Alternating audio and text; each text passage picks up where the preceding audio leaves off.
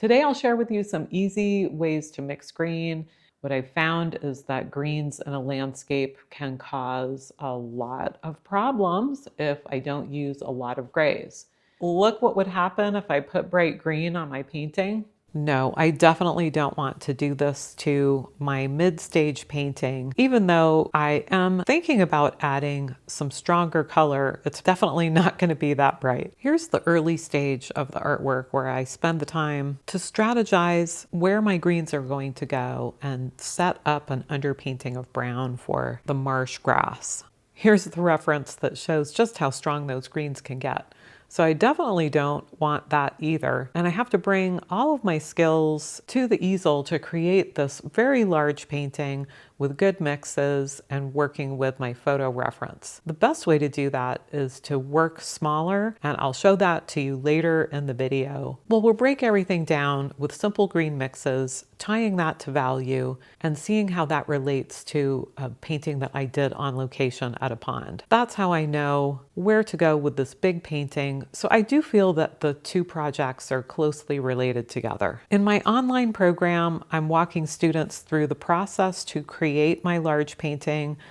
And in doing so, I'm sharing with them the strategies behind basically how to paint greens in the landscape. This is an important skill to practice whether you're a beginner, intermediate, or advanced artist. At workshops, green mixing is a really hot topic, and students constantly have questions about the best way to transfer what they're looking at in person onto the paper or the panel. Learning to mix saves you money as well, because you don't need to rush out and buy lots of tubes of paint.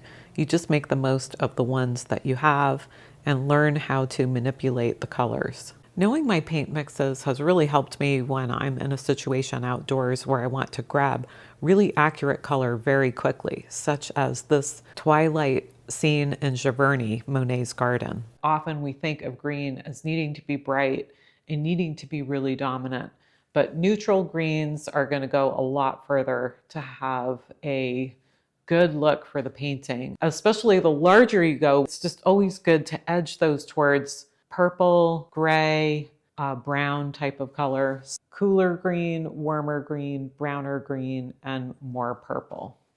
I have a video where I specifically went on location to learn more about painting grays, and you can check that out. Let's put out some colors and have some fun mixing green. We've got ultramarine, some titanium, sunflower white, cad yellow, and azo coral, which is equal to pyrrole red and cobra brand. The goal is going to be mixing light greens, medium greens, and dark greens. We've got this ultramarine and cad yellow. Putting those together makes a beautiful green. I wanted to work with this limited palette. I think that's a nice way to get control of your colors. It's not enough to mix a green. We also have to establish where is this on the scale. You could see that it really relates to these darker masses. And in the case of a painting, this could be put onto the painting, but notice how this gets extra green when I put that on. Therefore, the brightest green is not necessarily what you want on the majority of your painting. So we need to have this be a neutral type of color. What if we wanted to mix this lighter color or some of these subtle tones back here? So by mixing a little bit of white, that will lighten the value. And then we could see this gets lighter and lighter. I'm just working on a white panel. However, as I add white, it looks like this got a bit grayer. Yes, it's lighter, but the intensity or the punch of the green has diminished. And we can keep lightening this with white. Now we have some good ranges on the value scale. We've gotten all the way to this super light value. So we have dark, medium, and light. So what we need to do to get back to this intensity of color is usually I like to add a bit more of the intended color. So is that blue? Let's just put that up. I always like to think of green in terms of warm and cool. White dilutes some of the properties of the pigment and making the intensity of the pigment itself a bit dull. Let's get back some of that yellow. This would, by going back to a warm or a cool, and especially when we put them together, this is a pretty exciting combination because they're the same value, but I've shifted the color. I can keep going, make this even lighter.